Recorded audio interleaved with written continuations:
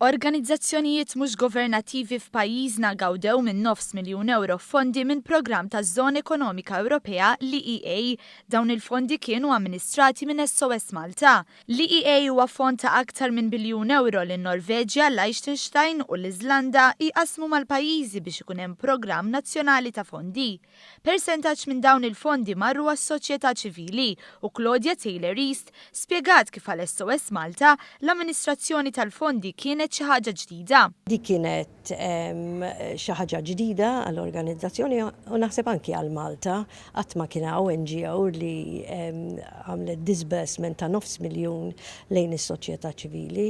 Ġifieri kien hemm strutturi li kellna nibnu aħna internament, imma anki kienet esperjenza sabiħa li aħna nistgħu niżviluppaw flimkien mal-benefiċjarji tagħna li kienu 12 l-organizzazzjoni u fokajna fuq networks. Taylor East fissret kif permezz ta' networking ikunu frankati ħafna riżorsi u ħafna ħin u bekk tista' tiżdied l-effiċjenza e kif l-organizzazzjonijiet jaħdmu ħafna aktar flimkien.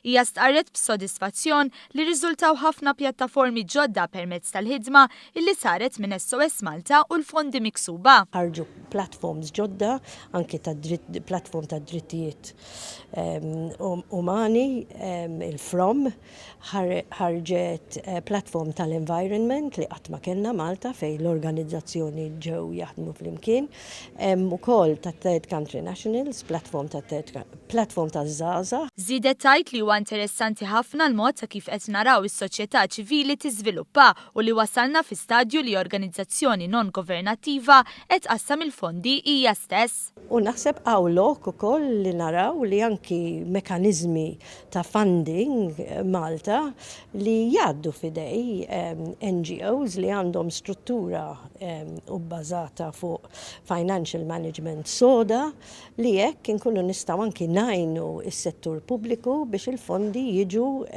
disbursed. Il-Ministru Helena Dalli qalet li programm bħal dan għandu lan li saħaħ l-iżvilupp tas-soċjetà ċivili u jgħin fil-kontribuzzjoni fejn tidħol ġustizzja soċjali u żvilupp sostenibbli.